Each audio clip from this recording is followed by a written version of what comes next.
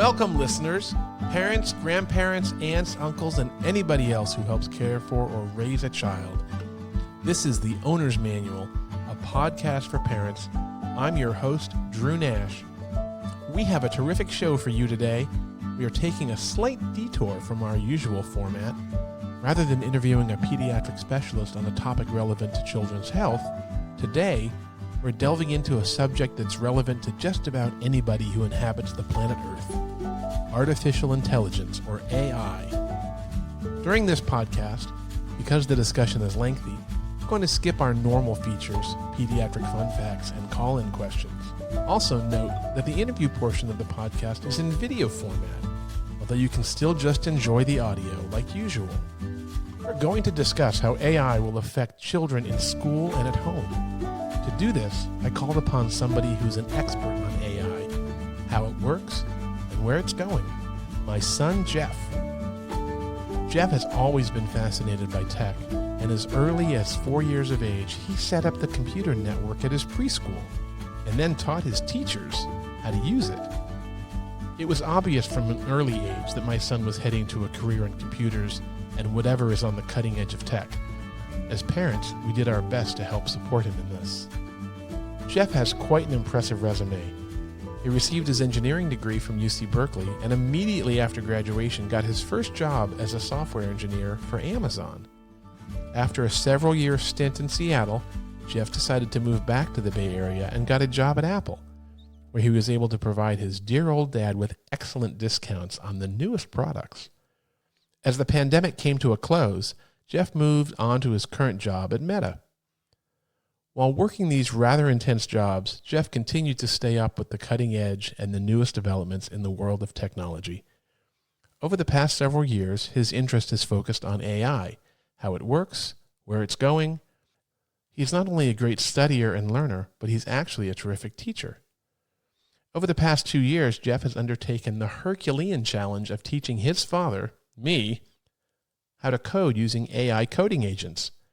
His patience during this process cannot be overstated. Only somebody with extensive in-depth knowledge of coding and AI agents and the patience of Job could teach an old dad like me this topic. I've been active using AI agents to create websites and build software for both medical projects and my rock bands that I play in on the weekends. I could go on all day singing the praises of my oldest son and my other sons and stepdaughters too. Before we get into the show, here's a word from our sponsor. Are you tired of dragging your child out to urgent care when they're sick, only to have to wait in a room full of other sick people? Is it hard to find a time in your schedule that works to have your child seen? Doesn't it seem that every time you call for an urgent care appointment, you're told that there are no more appointments available? Of course you are. Well, now here's an alternative: House Call for Kids. House Call for Kids is a telehealth-based urgent care for children and young adults who are located in California. If you go to housecallforkids.com right now, you can click on the Schedule tab and see what appointments are available today, tomorrow, or any day in the next 2 weeks. All you have to do is click on the time that works for your schedule. Then you'll be asked to pay a quick deposit to hold the appointment, and then done. For your child's first visit, there are a few forms to complete online before the appointment, but that's it. Any prescriptions will be sent to your pharmacy of choice at the end of the visit. Labs and x-rays can be ordered too, if needed. Of course, there are some kinds of things that aren't appropriate for telehealth: lacerations, possible fractures, and so on. But surprisingly, most pediatric ailments can be managed through a telemedicine visit. So whether it's an acute illness with fever, a rash or pink eye, or even a behavioral or feeding question, why wait in long lines with other sick people when you can receive quality, experienced pediatric care from the comfort of your home? Housecallforkids.com. We are here when you need us. Let's get to the topic of the day and dig in. So today I have a very special guest, probably one of the smartest people I know, if not the absolute smartest person I know. Credit to myself. This is my son, Jeff. Hello. Jeff, nice to meet you all. Jeff is my tech expert in the family and has quite an extensive resume that I can go into or not. I can let you share as much as you want to with that. But you've always been a lover of tech since you could walk.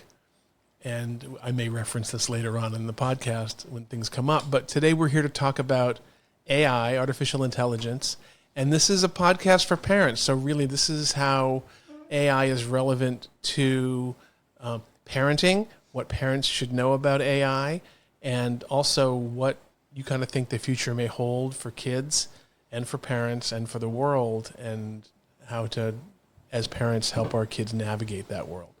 So welcome. Cool. It's great. It's great to be here. You are ahead of me on the whole podcast content creation bandwagon. So I salute you for that. I try to be. I try to follow your lead most of the time, but sometimes I lead you. Thank you.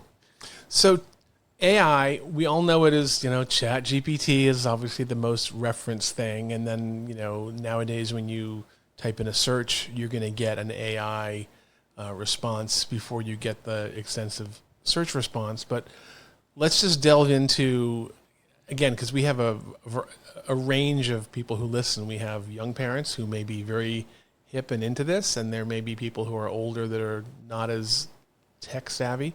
So let's just start with the definition. What is AI?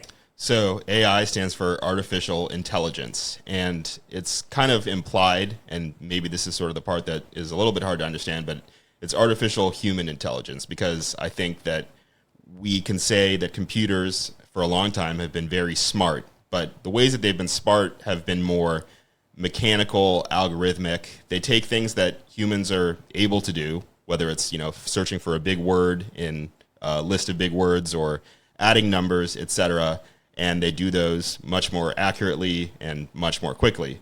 And what AI is doing is it's now attempting to take sort of the way that humans think and allow computers and machines to also think that way. Got it. So previously, computers, you would put in a set problem, math problem or a coding thing, and it would crunch it and do it. Right. And now it's more actually having thought as opposed to just crunching a problem. Well, now what's happening is we've basically found algorithms, and there's one in particular called, or a type of computer model called a large language model, that's basically enabled that gap to be bridged more and more every day, where we're able to actually speak to computers with natural language and just sort of tell them what we want it to do in our own words, almost like we'd be telling a person, and it's able to increasingly actually understand what you want. And then you might hear the word agentic sort of used, agents, agentic AI, actually act as an agent to achieve what you want. Before, maybe in 2023, you had these chatbots like ChatGPT, and all they could do was produce text and sometimes images in response to what you said. But now you'll actually start to notice that a lot of these products are actually promising to do things for you, whether that's adding something to your calendar based on what you ask it, doing a bunch of research and compiling it, etc. And so that's sort of where we're going now, which is the agentic portion of AI. Basically performing tasks for you without having to put in code. You can ask it to do it in English or human words. Exactly. And it does it. So how does it do that? What it's actually doing, what LLMs, which stand for large language models, are, is they're trained on the entirety of human text output, meaning basically everything that's ever been posted on the internet, every book it's ever written, every doctor that these AI companies have consulted for answers on how this thing works. What it's basically doing is it's learning to predict, given a series of words, whether it's in a sentence or a whole paragraph, what the next most likely word will be. And that's called a softmax function. And so when you're typing in your autocorrect, and this has been the case for probably also almost a decade, you can see that it tries to almost guess what the next word is. And oftentimes it's not very good and it's kind of humorous. But AI... But oftentimes it's right. Oftentimes it's right. And what LLMs are and these chatbots are and what the ultimate algorithm that powers most of AI today is doing is just predicting the most likely next word. So like, say you wanted to tell it, make a podcast of a father and son. Father happens to be a doctor. Son happens to be a software engineer, explaining what AI is. What I've said right now might be the most likely, up until this very word right now, series of words that it would generate. Because there have perhaps been other, not exactly the same thing, but other sons talking about their jobs in tech and dads who are doctors doing podcasts and taking the likelihood of what words would come up in those situations and generating a new output. So, and basing that on all the data and information that exists in the internet, it can Right. pull from that and then use predictive models. Right. Literally ever. So you have what's called parameters, which are like the number of inputs that go into literally the single next word being generated. And so models like ChatGPT, kind of the state-of-the-art ones, or GPT is the name of the model, are at about 5 trillion parameters. That is like a huge number. And that's basically, it's weighing each of those parameters for every single word that comes next. How does it pull that so fast? Well, that's why we are essentially, using a lot of resources to do that, a lot of energy. With really big and really powerful computers that suck a lot of energy. Right. And so you have what's called the training, which is where it's actually developing that algorithm and learning, taking in all that text, seeing the patterns, and then making a new algorithm to predict it based on the latest algorithmic techniques and actually the latest like information itself. And then you have what's called inference, which is once you have that model, using it to actually predict the next thing. Got it. But it's very expensive. So, yeah. So how do we see, I know how I see AI in the world that I'm living in right now. When I have a question about wanting to fix something, I go to ChatGPT or Claude, and it's amazing. It can walk me through stuff. So I see it. You can input that question. What other ways are we seeing AI present itself? And I'm trying to kind of now segue into the whole parent-child. How are we going to see this affect parenting or affect child rearing or affecting kids?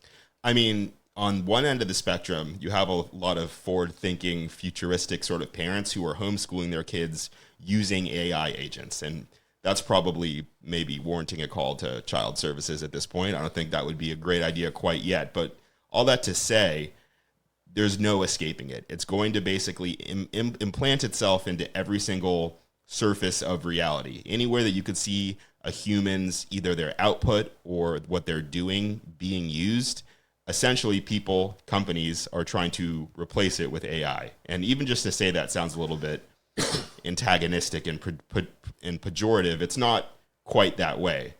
But I guess the thing I'm trying to say is a lot of people kind of compare this AI boom to the internet boom, and they are similar in a lot of ways. It's in fact a lot of the same usual suspect companies who are behind it, a lot of the same investors who are pumping money into it. But I think the difference is AI isn't like the internet boom. I would say like AI is something more like electricity. Like, did it change the fabric of society forever? Yes. And in fact, electricity was first touted as the way to light your home without setting it on fire. That was the use case. That was it.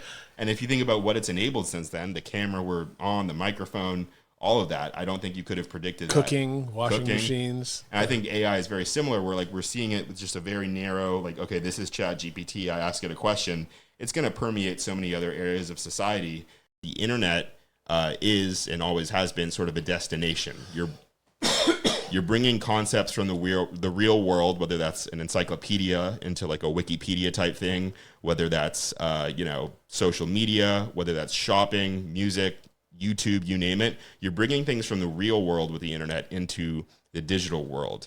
On the other hand, AI, it's not a structure to access these things. Right, it's a structure, and I think more relevantly to parents, it's something you can take away. You can turn off the Wi-Fi at 9 p.m. You can say, no more internet today, give me your phone. So, parents, you can turn off the internet.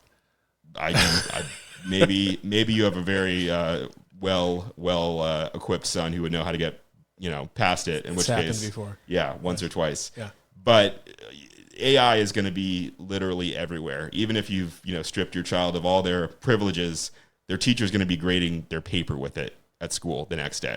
And kids are writing papers with it. Yes. Yeah. I want to touch on that as well, as far as like, when is it good for learning and when is it bad for learning? Sure.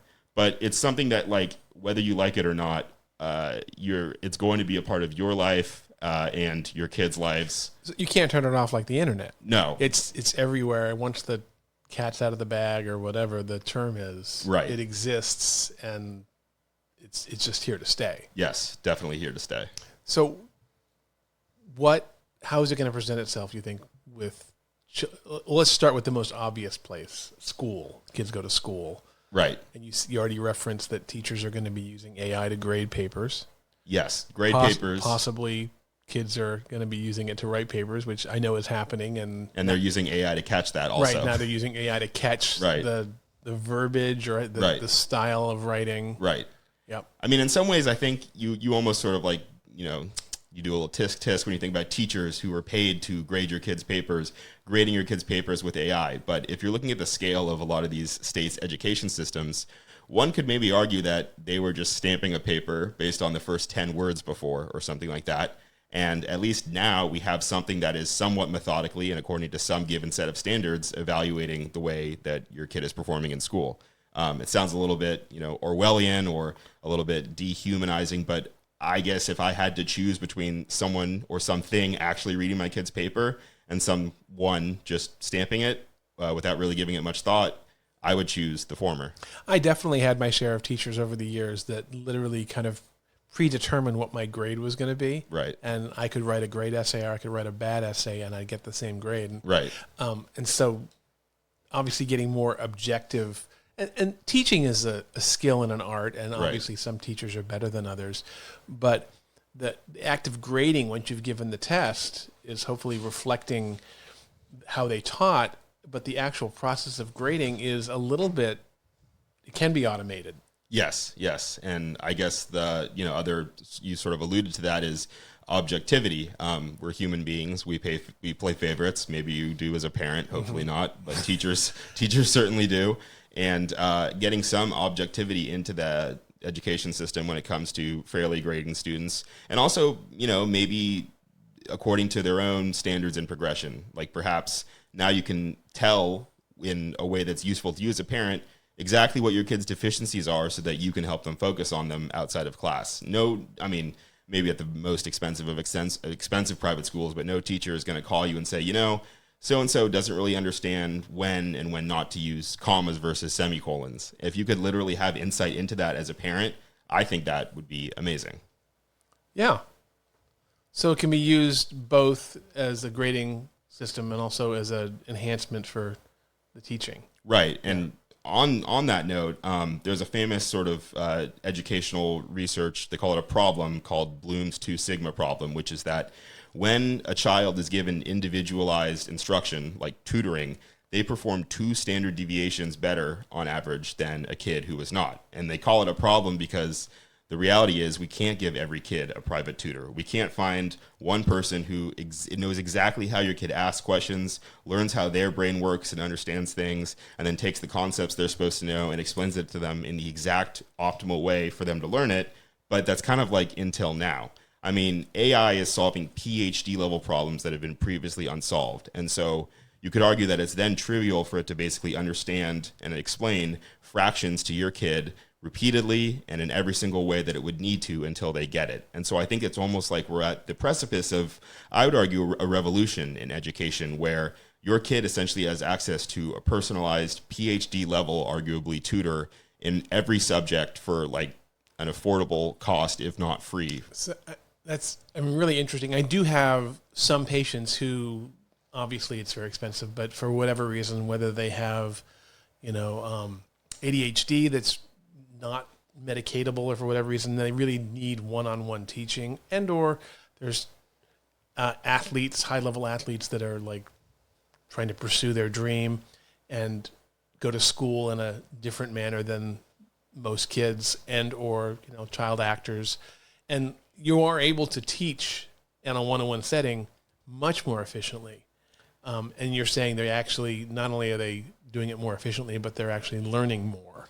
So using AI to create a customized teaching interface. Right. And not even an interface, more like just something that is automatically attuned to your child doesn't seem to understand when I explain things in this way, but they do in that way. And I think that's something that's like, the model can adjust to that. It can adjust, especially as you stay in a particular conversation with it. And to that end, you don't need to set aside a 2-hour block. Your 7-year-old who is obsessed with dinosaurs in the back of the car on the way to soccer practice can have like an actual back and forth conversation with someone who knows more about every dinosaur species and the meaning of every dinosaur bone that was ever found off the top of their head than any expert possibly could.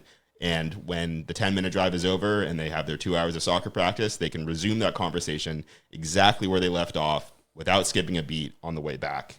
And I gave sort of the example of like, if something like fractions are hard to click, if you're a middle schooler and there's just a certain way you need to explain it, well, 20 times out of 5, sorry, I had to get the joke in there. Sure. 20 times out of 5, they're gonna, be able to finally understand it in some way. I can even tell you like a personal anecdote. Like, I went to UC Berkeley, I've worked at Apple, I've worked at Meta, and there's this one computer science algorithm called Pollard's row algorithm, which is about how to like find whether big numbers are essentially prime or not, that like I always found fascinating. I remember reading the Wikipedia article at 2 a.m, trying to understand what it was telling me, but I just couldn't get the little intuition in my own sort of words and my own way of learning that made it click. And then finally, after a 20 to 30 minute conversation with ChatGPT, just berating it. And frankly, if it was a human being on the other end of my just constant questions, they probably would have been annoyed and quit. But I pretty much only a PhD level computer science or math student would be able to explain that to me. And I was able to actually finally understand that after years, just thanks to AI. How long did it take the AI to reformulate its explanation to you before you understood it? Did it take several go-rounds? Right, it did, but that's like on me, not the AI. It's right, not the AI. But it figured it out how to convey it to you in a way that most humans would have just thrown their arms up in the air and walked away and said, I can't do this. It basically assessed sort of the concepts that I was more familiar with, things like for loops and so on in programming. I'm not so strong with mathematical notation, which is actually part of learning that algorithm. And it was sort of able to bridge the gap by explaining a lot of the mathematical, like hard, pure math concepts in a more programmery way, if that makes sense. And then finally, I just understood it and it clicked. And that was like a really special moment for me because obviously I wasn't around to have AI as part of my primary or secondary education even, but I can It would have been very helpful for me. Yeah, I mean, just like being able just on the, the drop of a dime, anywhere, any place, anytime, just to be able to like, not just like you've been able to with Google, just Google a fact, but actually truly, if you desire and you have the motivation to truly understand something on your terms. I think one of the most effective ways to encourage a kid to learn is to use the topic or the thing that they're the most interested in as a mechanism to have them learn things through that. Mm-hmm.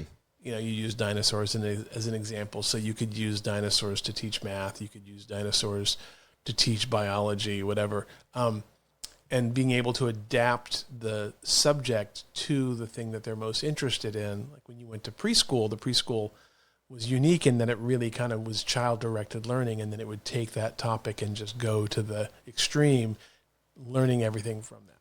So being able to then adapt a learning plan to whatever it is, it could be dinosaurs, it could be music, it could be baseball, whatever the thing is that it's going to make the child stay engaged. Right. I mean, like literally, and people do this as jokes, but like if you wanted it to explain calculus to you while talking like a pirate, it would do that. And if that's literally how you need to learn, I would personally like that. Yeah. Then that's what it will do. I mean, like what AI is really good at is synthesizing concepts together. And so talking like a pirate for AI is very trivial. And, even something as advanced to us as like calculus is also very trivial. So it's just a hop, skip, and a jump, and before you know it, you're learning calculus, if that's truly how you learn it. Every single possible concept, not just the ones that some, oddly motivated human being decided to make a lesson plan for, are there right in front of you in your exact terms. And more than just that, it's about you can ask it to quiz you. You can have it make infinite levels of quiz questions, and then they themselves, those questions, hone in on your weaknesses. It's not going to wait, especially if you make sure you say, sort of skip over the concepts you feel like I'm confident in. It'll create essentially a customized, infinite, on-the-fly series of questions and whatever it may be to help you understand whatever material you're trying to learn. How soon do you think this is going to be used in that kind of a way in a school setting? I'm sure there's plenty of, companies trying to solve the problem. I know that Google in particular in their Gemini app, you might have to be like a pro subscriber, but that's, $20 a month. They offer like sort of a learning sort of like functionality that tries to make it more teaching you rather than just telling you. I mean, with any sort of chatbot, you can do that. But I think that the actual appearance of those things in schools, I bet you by 2027, some school district has signed with some company to sort of start to implement that. And I think you'll rightly see a lot of parents and teachers that are skeptical. But I think that when you look at the scale of what it's able to do, the individualization it's able to give almost effortlessly, it'll be worth it. In general, because of efficiency, for the majority of kids, say 80, 90% of the kids, teacher stands up and teaches a set lesson to a classroom of 20, 25 kids. For some kids, they struggle to keep up with that. For some kids, after 5 minutes, they're bored because there's just variation in how, fast someone can absorb something or learn something. With the model you're discussing for education, you're going to see a huge variation of kids in one classroom at different levels of learning. I just kind of envision everyone comes in, sits at a workstation, has headphones on, types or talks to their AI agent that's teaching, and will then take off and learn. I wonder if this is going to cause a problem for schools, because someone in fourth grade, one kid may be doing pre-calculus and one kid may be doing, fractions. Right. I mean, I think there's a few answers to that. Number one, we already have benchmarks for LLMs. So every time a new version of ChatGPT gets released or Claude, we have these standards that basically evaluate the AI themselves on these physics level, human problems and PhD level problems and writing, etc., and sort of grade it against what literally the smartest genius human in the entire world would be able to produce. So there is some standardization there. And if we're able to use, they call it LLM as a judge, if we're able to use AI to pretty accurately and objectively judge other AI, it's not perfect. I think what we can do is, have AI delve in and give these individualized lesson plans to kids. And mind you, it's not just they're not just going to chatgpt.com, it's a specialized thing. So what the AI is probably doing on the other end is then finding statistically, this many kids are having trouble with that, or these kids are rising above here, and then hopefully synthesizing it and giving it to the teacher or the parent or the person in charge so that it can still maintain that standard and do it more accurately. I mean, pretty much all the issues that really come with education, I think, are just problems of scale. Class sizes are getting so big, and textbooks, you have one of them and it might even be totally out of date, and it's just teaching to sort of the lowest common denominator. If it doesn't happen to click for your child, best case scenario, they'll sort of hobble through. If they're really lucky, you'll get them a tutor. But I think what this is going to do is it's not just going to teach students better, it's going to sort of really drill into where kids are learning and where they're not, and not just kids as a plural as a whole, but your individual child. I mean, I can't think of the number of ways that third grade education is so trivial to AI. Not to demean it, it's important. I went through it once, and that's how we're all here today. Sure. But something can AI handle, ensuring that a class of 30 third graders is all learning as effectively for each individual kid? The answer is absolutely yes. And I think it's just what a lot of the issue with AI is now is these models are so powerful. The hard part is now basically making sure that we can contain that power and basically steer it into what we're actually trying to do with the AI. Yeah. I mean, I almost envision the concept of grades and what you learn in first grade versus second grade versus third grade and so on almost becomes irrelevant. You may sit in a class with your peers, right, but you may be doing completely different levels of things based on your strengths. Right. Because if you get to a point where you've mastered whatever they think you should know in third grade, they're not going to say, okay, now you're done, and it's only, November. Right. I mean, here's a thought experiment, right? Imagine if your student, they're entering kindergarten, if they had a genius assigned to them to literally watch them, not in a creepy way, but just follow them 24/7 as they went through the education system and observed them and their behaviors and how they're interacting and reasoning, and find all of their deficits, make sure that those were called out and hopefully compensated for, and then essentially at age 18 decided I think that according to how the world is today, this student is ready to emerge into the world. Everyone would say that is a superior way than what we have today with these standardized grades and grade levels, and you failed this class, you have to stay back, and all that stuff. I think that obviously there's never going to be a perfect education system, but I think AI is going to enable us to get really, really, really close to that. If you're not good at just understanding, some facet of history or something, looking at the students as a whole now, being able to truly assess your student for who they are as a student, who they are as a person, even though it's kind of ironically not a person doing it, I think that that's better than the alternative of one actual person who might be a little bit disillusioned watching over, hundreds of students and deeming them ready or not. No, I mean, so there's a concept of the IEP, Individualized Educational Plan, which is relevant to me more in the context of a kid who's usually struggling, whether they need help with reading or help with math, or whether they have a learning disability of some sort. It's the requirement of the state to provide an educational plan for each student that is tailored to their needs. Now, for the majority of kids, one size fits all, but for those 20% that doesn't fit, they get resource help, they get whatever. But what you're saying is that every kid is going to have an individualized educational plan, really tailored to their strengths and weaknesses, being able to identify where they need extra help and give them next level teaching when they excel at something. Right, and I don't know if you were holding back because you didn't feel comfortable sharing, but I had one, and it was for particularly like my handwriting. I have dysgraphia and dyspraxia, which are like conditions that affect fine motor control. So essentially my accommodation was always like, just be able to use, it was called an Alpha Smart back in the day, but just some sort of typing apparatus instead of handwriting.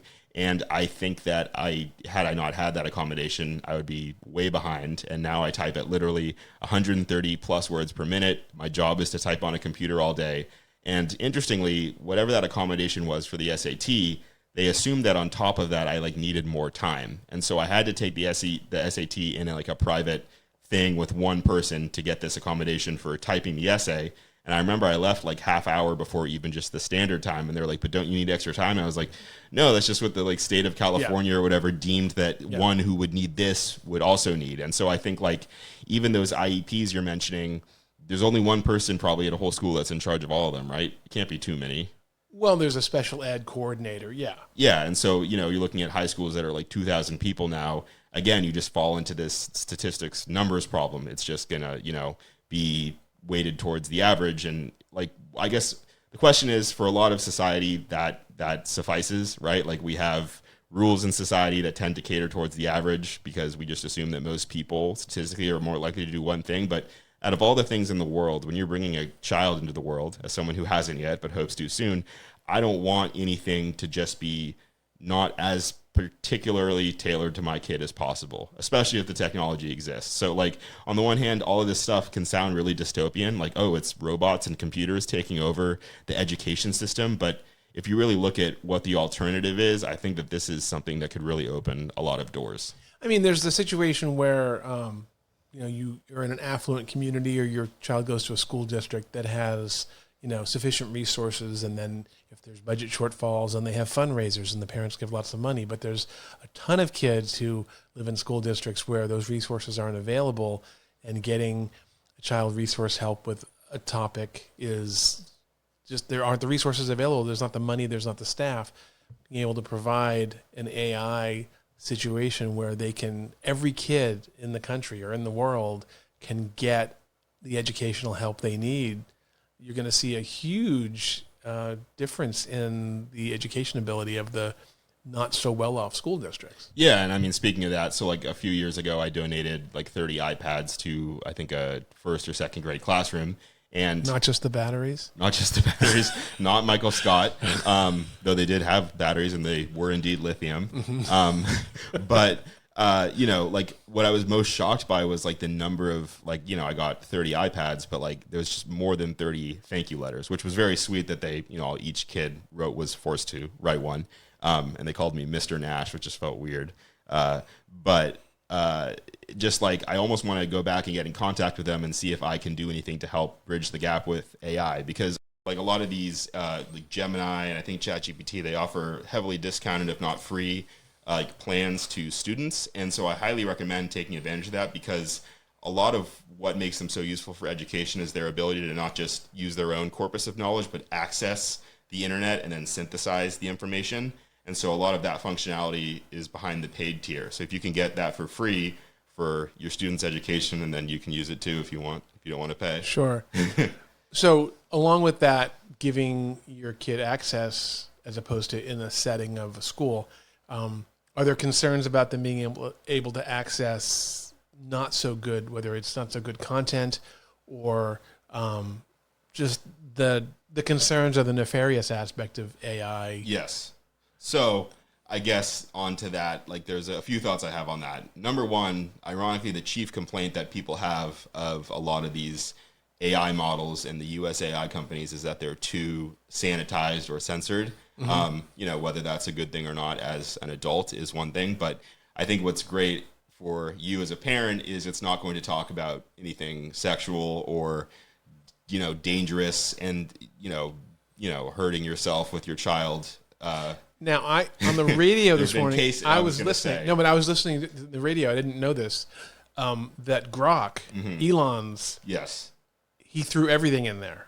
Yes, and that's sort of like basically, I don't want to throw shade at any company because maybe I'm liable to working at one of them one day. Could be. But probably not likely, XAI. Yeah. But some would argue that that's sort of what they're doing because they know that the model can't live up to being as good as ChatGPT or Claude, and so they need some sort of selling point, and there's a lot of degenerates on the internet who like to use it for different purposes. I didn't realize that, but so that one in particular is unfiltered. It's not unfiltered. It's more it has unfiltered. Content in it that the other LLMs don't have access to. Yes, it has sultry voices and role-playing things, and there is a whole continuum, and I guess that's also one of the biggest things, the red flags that we can get into that now or later, but there are entire like role-playing and romantic simulation type chatbot apps that are completely distinct from ChatGPT, from Claude, etc.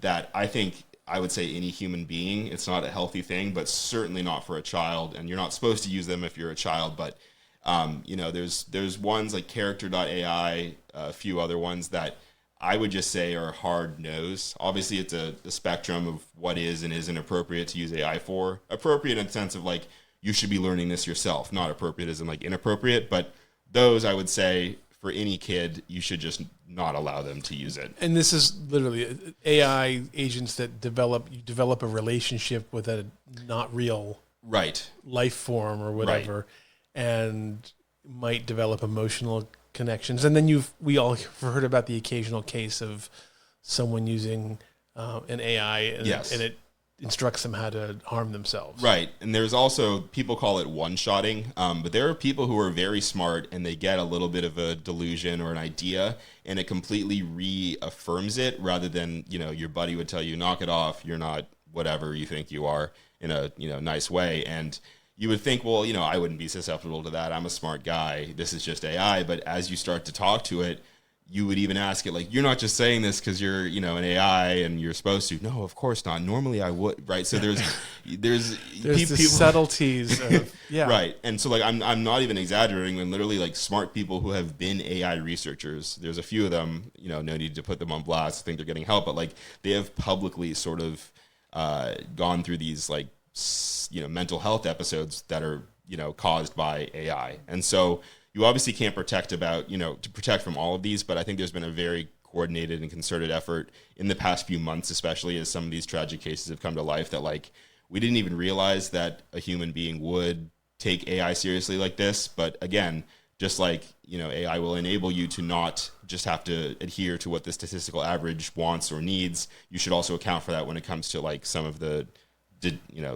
bad effects of AI. So to go back to where you were talking about at the beginning, the difference between like the internet and AI. The internet, you can have guardrails up for your kid using the internet. You can keep the computer in the family room. You can shut off the internet at 9 o'clock or whatever. You can pull the plug on it.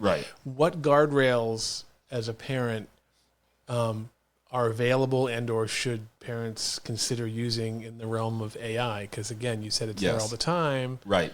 Well, there's certain ones like those apps I mentioned. You can block apps from being installed on your phone, so that's an easy one. So those are apps, not just websites. There, I guess you could go to them as a website too, but you can just block the website. Whatever mechanism you have. Like when I say like AI is going to be everywhere. Like if you wanted your kid to not have ChatGPT and those sorts of like literal chatbots, yes, you could take their phone away.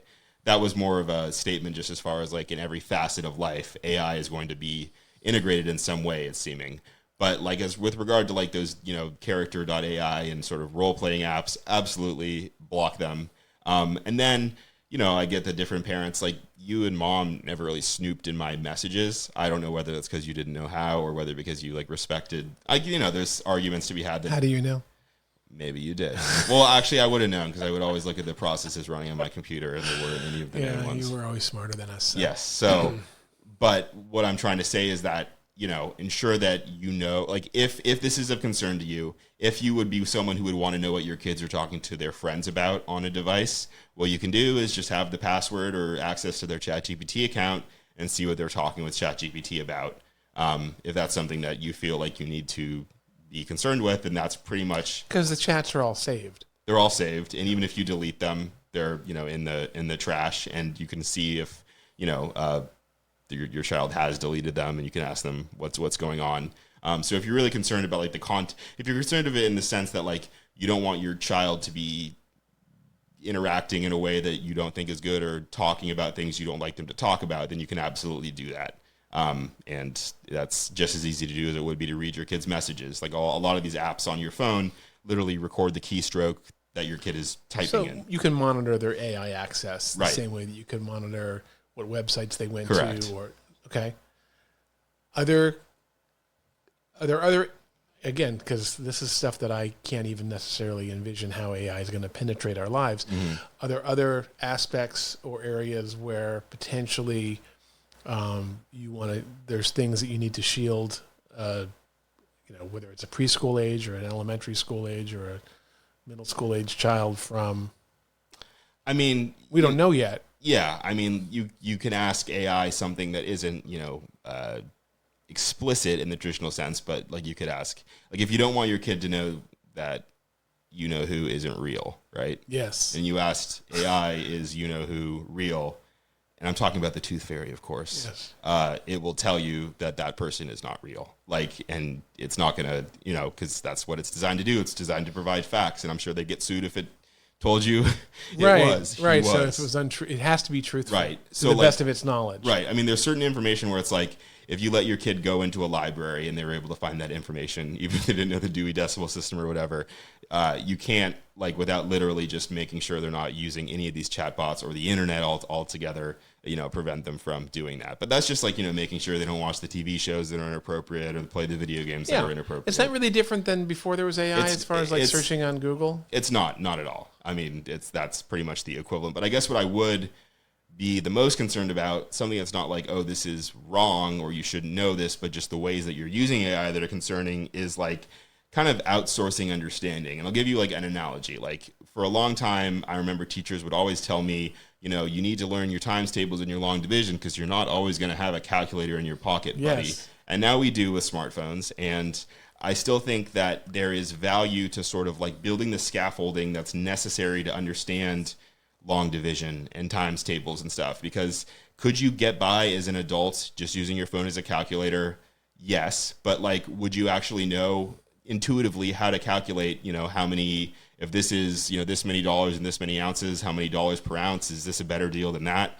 No, I think you would need to understand basically how these things work, how division works. And I think that goes... You'd have to understand what division is to Right. understand how to do it on your phone. Right. And so I think this can now be extended because, before computers have always been very good at math, but now that they're getting good at understanding how humans themselves reason, you don't want to outsource reasoning to AI before your child is actually allowed to like sort of reason. Like you should, if they think, why is this way? And it's a good question for them to think about and maybe come to a conclusion and say, oh, why did I think this versus that?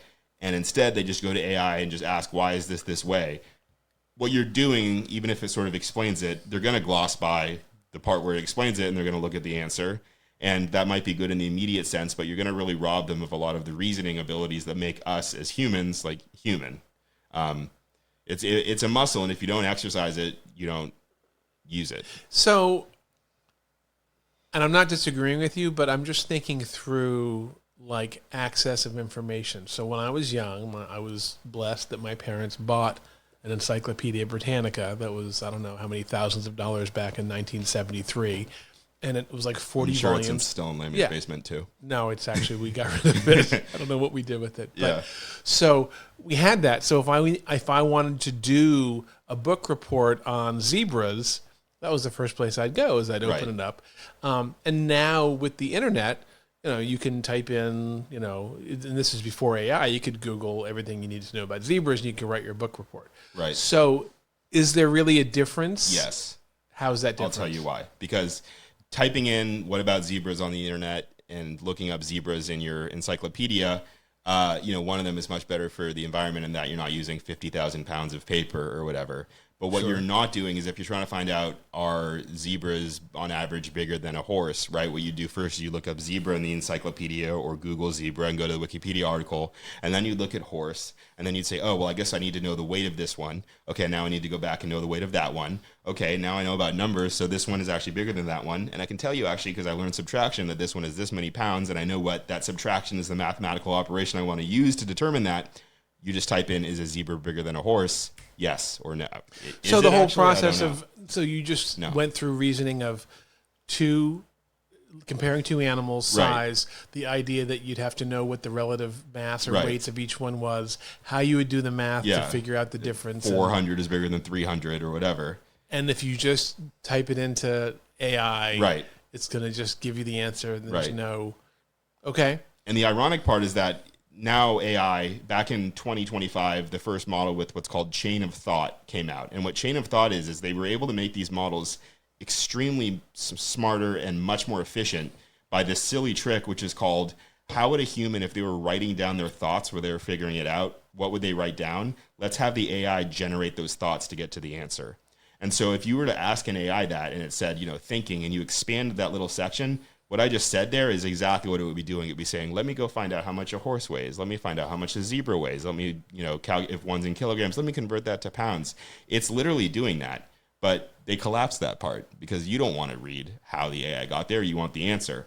And so, is there a way to uncollapse it? Yeah, you can click on it, but you can. And it's because sometimes, it is fascinating sometimes to see like how, an AI, like you can ask it a like absurd question, like, how many like baseballs would it take to make up the mass of the moon or something ridiculous like that. It's interesting, maybe for those who are inclined to find that interesting, to see how it gets there, because it's like, I guess that is how I would do it. But you only know that is how you would do it because there would have been a time when you'd have had to do it yourself and you've built that muscle. And so if you're outsourcing that sort of thing, you can call that, efficiency, you can call that whatever, but there is sort of some, I don't know how you'd even describe it or qualify where that would just be useful in your day-to-day life. Not looking at facts about zebras, but just like interacting with the world, that would be what you would want. So I totally agree with you. I use my example not to disagree. Yeah. So how do we prevent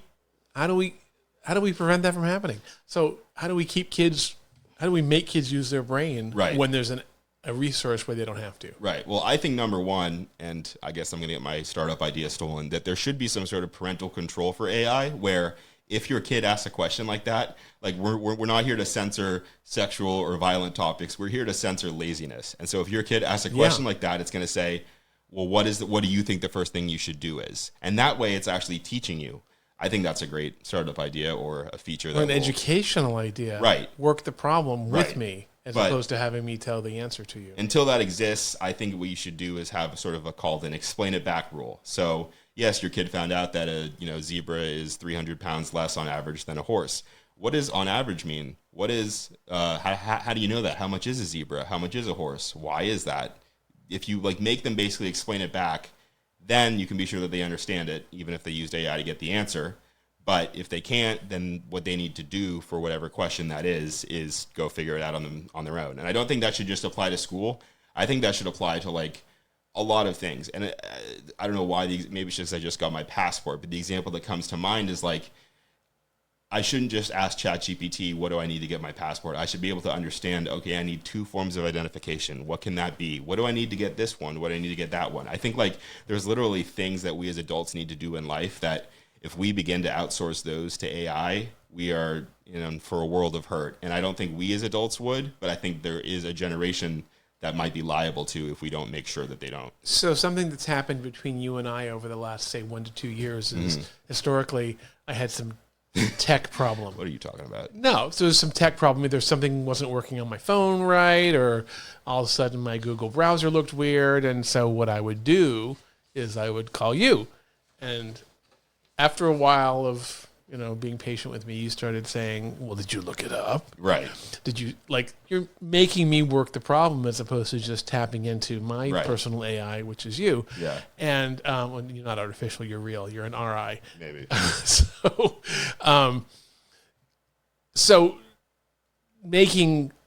if you could have the AI set up that it could encourage, depending on the situation and the kid, making them work the problem and figure out what you need to do. Yeah. Is then you have the resource of the ability to have them teach and or give you the answer, but they don't have to give you the answer. They can make you find it, which might be frustrating for some people. But that's that's school the is point. frustrating. That's Right. why it's not a Right. party. That's why it's school. And I think Yes. I'm almost glad that I didn't grow up in this time, because I think all of the things that I did would have been put on the internet and I'd be in trouble. But also, as a kid, just stupid things that kids do. Someone would have filmed it, would have been on TikTok, and my life forever is over. And that's a whole other podcast. But also, I just think, you're very smart, but I would have been one step ahead of you when it comes to taking lazy shortcuts when it comes to school. And you could argue, oh, well, you were smart enough to know, but you don't, the type of smarts you build getting ahead of your parents is we'll call it street smarts. You're not going to actually learn a lot of what you need to learn in school.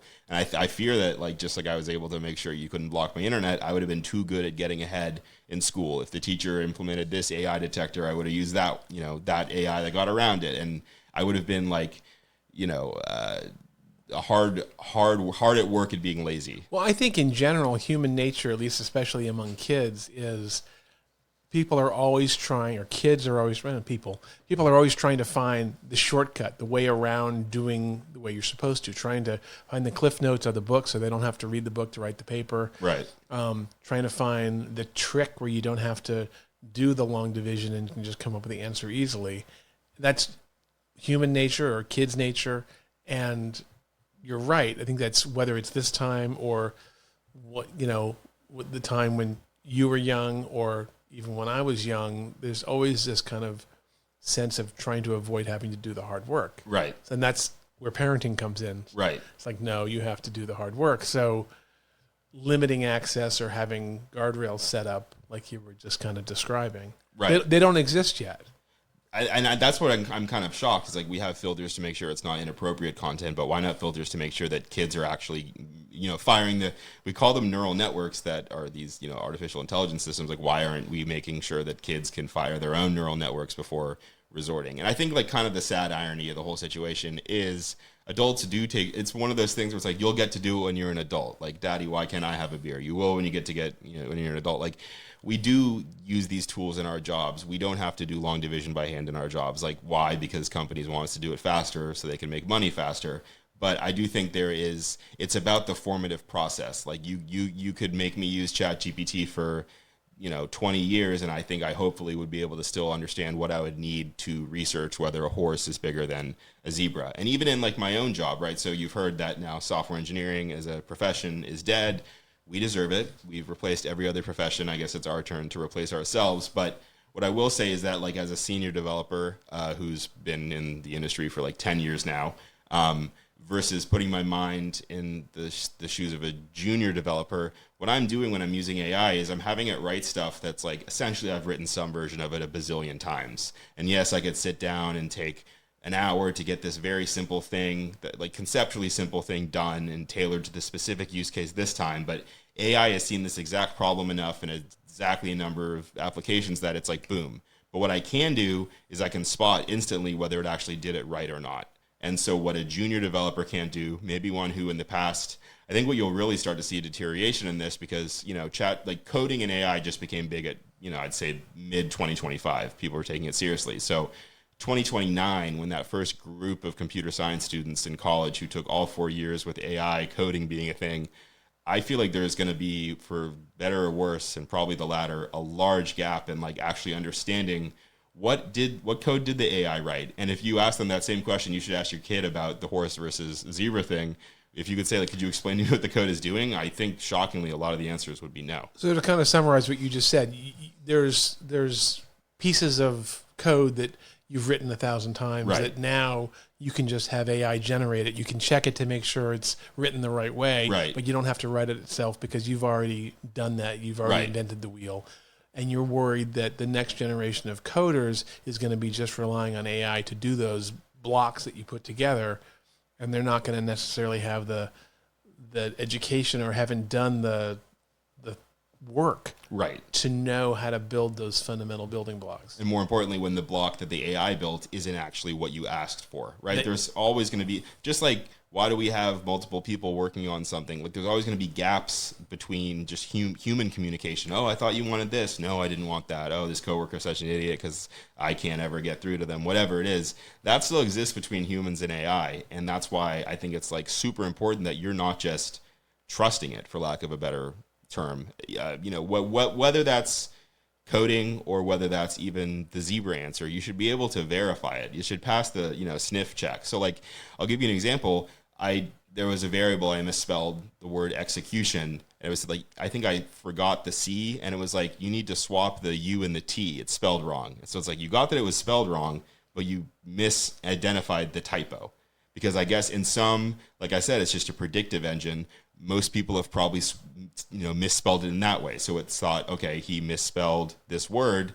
It must have been this way. So that's what I'm going to recommend he change. Yeah. And that's just not what it was. So there's still, we call those hallucinations, where it's just like thinking up something that's either not accurate or just completely made up out of thin air. I mean, there have been lawyers, I could go on about this forever, who have like literally submitted entire briefs citing non-existent Supreme Court cases. Yeah. And then there was actually a lawyer who he had to defend for or account for his actions at a hearing, and he submitted his defense for this bar hearing using AI, and also it cited non-existent cases. Mm-hmm. So some don't learn their lesson, and you could argue that person never should have been a lawyer. So maybe the upside of this is it'll sniff out all the bad lawyers. It will. I mean, there's definitely going to be fallout of people who are overusing AI. Right. And but also fallout of people, like even that Liberation Day chart, and we don't have to get into politics, but that Trump held up, that algorithm that he had used, or they had used at whatever that Treasury. Formula, right? It was formula. Like something that just didn't actually. It was very like economics 101 textbook wouldn't actually apply to the nuances of geopolitical trade. So it was saying like random tiny countries owed us like a huge. Like it wasn't normalizing for some factor. I forget what it exactly was, but again, that's like someone last minute. Oh, the president needs a big chart. We gotta. Yeah, I think it was like the small countries don't import that much of our stuff because they're small, right? Not because they're they're not ignoring the United States' trade. It's just that there's only 100,000 people on the island, right? Yeah, something like that. So to kind of come back full circle, because we're kind of at an hour now. AI is, from a parenting standpoint, I think we're going to see huge differences, especially in education. Right. Both in the school district, individualizing, and also how kids can learn at home and what access to information they have. As parents, guardrails, trying to make them do the work. Yes. And and not overusing it, and hopefully having mechanisms where, and you talked about suggestions, but mechanisms where the AI agent isn't going to be too quick to give them the answer. Right. I think there's a huge opportunity for that. Yeah. And it's funny because now the big issue is that we don't literally have enough computing power to support everyone's use case, and people are jacking up prices and making sure you can only ask this many questions per hour. So like that would help that problem a lot. If we can make sure that all the, third graders aren't just, going right to the answer, and that it's like saving computing cycles to not answer that horse versus zebra question, that'll actually, I mean, I'm sort of saying that in jest, but like that's exactly what's needed right now. They're trying to find every reason to make it use less computing power, so why not start with actually helping kids learn? But I think all of this speaks to like a larger issue, is like, why is this such a flashpoint topic? Why is everyone talking about it? And I think it just comes down to the usual. The media will only get clicks if they're using these huge blanket sweeping statements to talk about what AI will do. And I guess, since we've talked a lot about the sort of early childhood, development, and I'm sure this is relevant to parents too, you've seen all these headlines like every job is going to be replaced by 2030. There will be no jobs anymore. AI is going to be doing everything. And I can only imagine as like a college-bound teenager or one who's maybe trying to choose their major, that's probably the most like terrifying thing in the world to read. And maybe some of your parents graduated during the like '08, sort of crash and had similar issues. I just don't think that that is true. I think that media is saying that because it likes to get clicks. But if you look at every revolution, sort of technological revolution that came, every job it was replaced was a new one was created, and probably more of them. So like without the Industrial Revolution, yes, like we would maybe still have more agricultural jobs, but we also wouldn't have the entire modern economy. If you look at like people said ATMs were going to replace bank tellers. There's actually more bank tellers now because ATMs meant that like, okay, if 90% of what bank tellers are doing is just handing out money, we can offload that and then open more branches so that we only need 1 or 2 tellers staffed at the branch. So there's like these ways that humanity and society, because we're all living on the planet, we all need to eat, we all need to participate in the economy, new jobs are always going to be created. And if you look at like the internet, right, it's going to put retail, it's going to put shopping out of business, no more music, no more any of this. And you look at all the new, there's like social media marketing manager is a job. That was not a thing 15 years ago. I mean, so new technology brings change. And then it also brings fear because we can't see what 1 or 2 or 5 years from now is going to bring. Right. But the world works in that there's always a new job opportunity created. Correct. It's just that you have to pivot a little bit. And oftentimes they get less menial and laborious. I mean, like if you think about like before, I don't know exactly what a bricklayer would bring all their bricks in, but before they had to carry them one by one, and that probably sucked, and it probably still sucks to some degree, but having a truck or whatever it was, right? There's ways that like you'll still be doing that, you'll still be tasked with performing the same underlying goal, but the levers are going to be a lot easier. Like if you have this list of all these people and they're all in different areas and some of them are on this email and some of them are on that website, now you don't have to go and manually copy and paste them into the spreadsheet. Like you still needed to do the job of collecting everything, but you were able to use a new tool to basically make that much more efficient and your life that much less painful. So I think that like, if the question is like, should my kid not major in this because of AI? The answer is absolutely not. They should major in what they want to do within, reason that's going to bring them good opportunities in the future. And I think it's hard to, there's so many scary things about entering the world as a young adult, especially this world. But I think that remind them that, every single time these huge headlines come out, even, COVID, did it change the world? Absolutely, yes. But if you look at some of those 2020 headlines, you'd think that you and I wouldn't be sitting here today. We'd be behind a glass partition or something. The world always adapts. The world always adjusts to what the new normal is. We're a very resilient species. Well, on that note. Yes. Thank you, Jeff, for you. joining me for this. Pleasure. This is great. So thank you once again. And I look forward to, obviously I'll talk to you soon. Yeah, maybe. But I look forward to doing another episode. Yeah, this is exciting and fun. Crossover. I love it. All right. Awesome. All right. Great. Thank you, sir. Shake your hand. Yes. All right. All right. Bye-bye. And that's our show for the day. We could have gone on for hours on this topic. Maybe we can do a second episode expanding more on the topic in the future. I would like to thank my guest, Jeff Nash, for allowing me to spend time discussing AI and how it's going to affect children and parenting in the near future. As always, I learned so much from the discussion and left the interview with even more questions than before we began. We have in-depth discussions like this several times a week, but I'm glad we got to share this one with our listeners.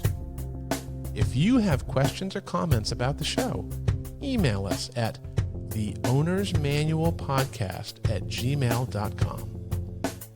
Until next time, this is Drew Nash wishing you and your families health, happiness, and a world of learning. The opinions and beliefs expressed on the Owner's Manual are that of myself, Dr. Nash, and my guests, and do not necessarily represent those of sponsors or other governing boards. The Owner's Manual is recorded and produced at Neutron Sound in Danville, California. The content of the Owner's Manual is the intellectual property of Andrew L. Nash, MD, and One-to-One Pediatrics Incorporated. Copyright 2026. All rights reserved.